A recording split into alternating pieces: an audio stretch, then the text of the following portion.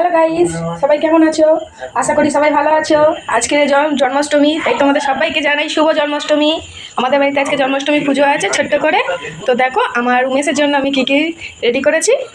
এই দেখো, আমি দেখাই। এই দেখো, এটা আমার উমেশ, এটা আমার বিমলা, ঠিক আছে? এই দেখো উমেশের জন্য রেডি করেছি। দেখো এখানে ভাজা রয়েছে 7 রকমের। এইখানে রয়েছে চিড়ে, খই, মুড়কি, বাতাসা, খেজুর, ছোলা বুট, 5 রকমের মিষ্টি, দই। এখানে রয়েছে হাতে তৈরি মাখন আর কেনা মাখন। এটা 5 মিশালি চচ্চড়ি একটা।